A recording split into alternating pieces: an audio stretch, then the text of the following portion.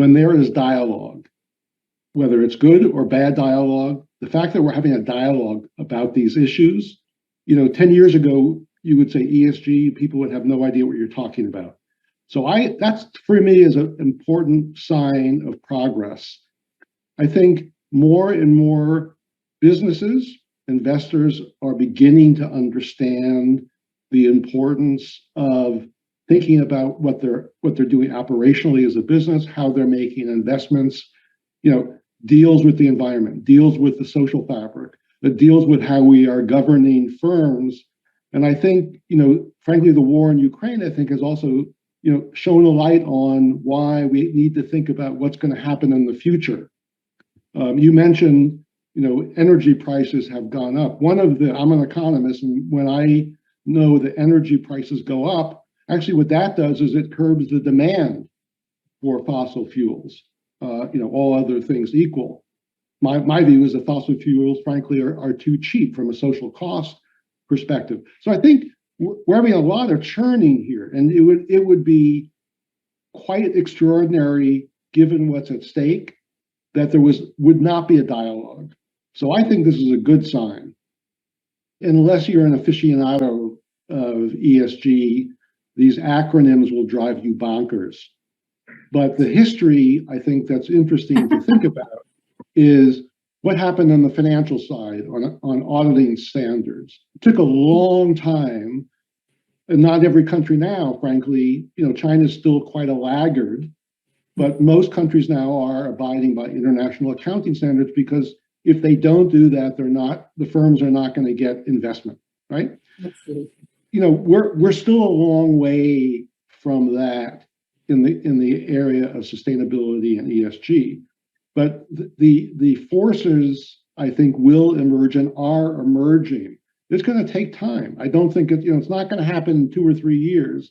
And there will be sort of, a competition, if you will, among different regions about what standards make sense.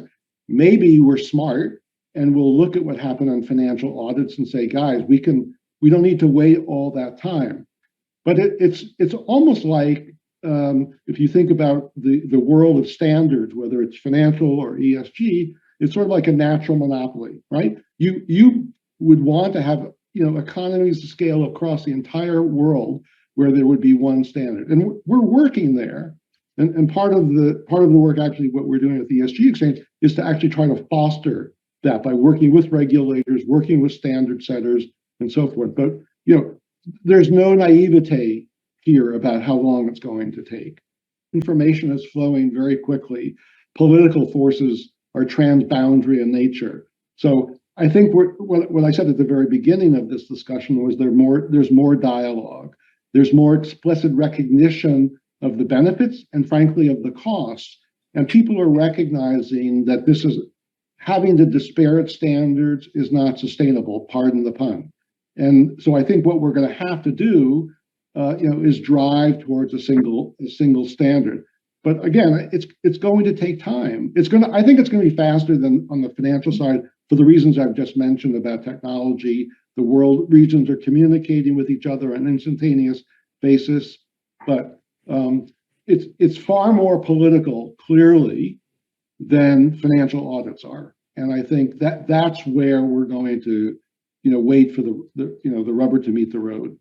Technology is a way of, accelerating that kind of convergence. The other point I would make is I think we can only go so far in the analogy between financial regulation and ESG regulation.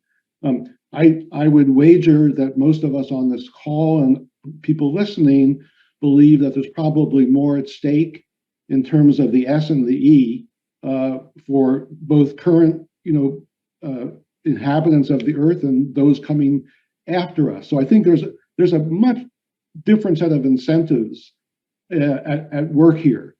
The other thing I would mention, and I don't know whether we're going to touch on this, but I want to table it, is because so far we've been talking about disclosure, very much along the lines of disclosure, which is what an audit exercise is.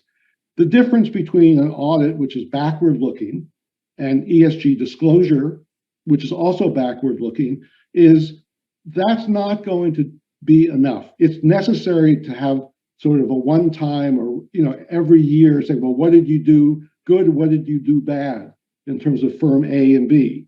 But what really matters is the dynamic, prospective. What is your corporate strategy? What are you doing to actually internalize into your operations how it's going to be a more sustainable type of supply chain? I think we can push this analogy between finance and ESG just so far, because I think the stakes are much higher. And I think that's the arguments that I've been hearing about, at least sitting in Washington. And I think the problem has been in Washington is there's obviously a lot of people who don't think the stakes are very high. They tend to be my vintage, and I don't know how I got to know that the stakes matter now. I also have kids. But I think that's where the debate is going to change, and it has to change. It's got to be both. I mean, there's got to be constraints and incentives. And if I hate to say it, but if the market works and people are going to buy products from companies that are operating in certain kinds of ways and shun products or services from companies that don't operate in those kind of ways, that will marry with the requirements. Now, again, I'm not naive. This is going to take a long time, but that's the pressure. That's the pressure that is building up. And I got to say, if we had this discussion just 5 years ago in the United States, people would thought we're on Mars. But this is now the reality, and it's changing very, very quickly. The market is a very powerful force, right? So that's why I say technology is important. And it's going to be important if it's the right kind of technology that is energy saving, that does not destroy jobs. Then we're going to get a lot further ahead. But I think ultimately it's a question of society, customers, workers, owners of these companies, shareholders, raising their voices. And I think that's the dynamic that is clearly being unleashed in the United States. Again, I'm not naive. We're way at the beginning, but it's palpable the dynamic that now is operating. Ultimately, enforcement, how much of an impact it has is the size of the penalty, and how rapidly it comes, and sort of in the same thing in corruption, what kinds of people will speak up and get rewarded for disclosing where there's essentially fraud in reporting. And I think we're going to see that more and more. And what will be interesting, I don't know what the analog is in many other countries to the FCPA in the United States, but I believe that there will be a spillover between sort of corruption charges by people who misreport. And I think there will be more focus and greater incentives to deal with the social questions, frankly, in emerging markets more than in advanced countries, because the social fabric of many emerging markets obviously is much more infant, not well developed as the advanced countries, the social safety net and other things like that. So I think that's where the S is going to be increasingly important, and that raises the question about how much voice will emerging market governments have in enforcing whether the S is actually being adhered to in terms of what the companies doing. This is all part of a long history of CSR, right? Corporate social responsibility. And I think one of the debates that's going on now is to what extent is CSR frankly being subsumed within the ESG moniker. And it probably should be, frankly, because I think what those of us who think about E and the S and the G sort of the integrator, if you will, the S really is terribly important.